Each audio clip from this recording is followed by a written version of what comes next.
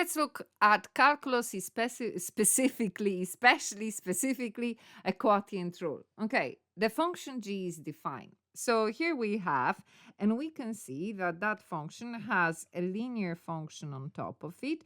On the top of the fraction at the bottom, we have a function to the power of 4. Okay, so what do we need to do with that? We have to find what? The value of derivative of this function when x is minus 2. And they are very good because they've written that here in words. Okay, so I need to do the derivative. I have a function on the top, function on the bottom. We know it's a quotient rule. Let's get our quotient rule formula from the table. Now, one thing that I like to do when I'm doing either quotient rule or product rule, I like to write all the elements separate so that I don't get mixed up.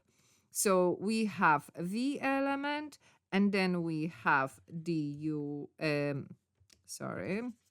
derivative of our v function.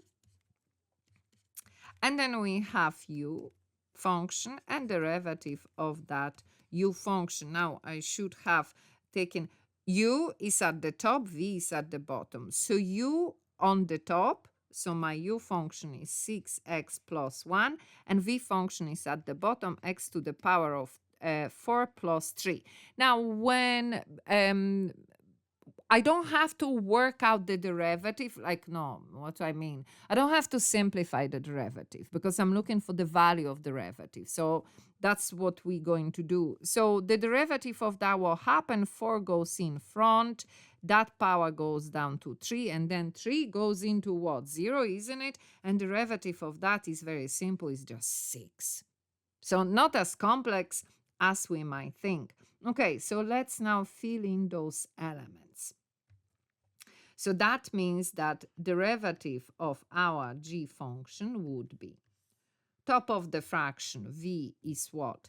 X to the power of 4 plus 3, and that is multiplied by the derivative of u function, which is 6, minus u function, which is 6x plus 1, multiply by the derivative of v, which is 4x to the power of 3, and everything divided by v, which is x to the power of 4 plus 3, and that is taken to the power of 2. So that's what I'm saying.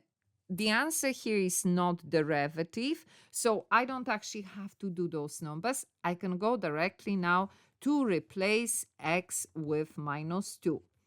And then put everything in the calculator. So minus 2 to the power of 4 plus 3 in bracket multiplied by 6, minus bracket again 6.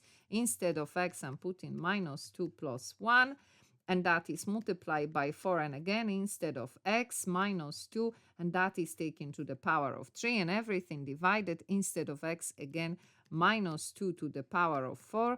Plus 3 to the power of 2. Now make sure that all those minus 2's and powers are in the bracket in order to get the right answer. And we put all of that big fraction in our calculator, press equal, and we have minus 238 over 361.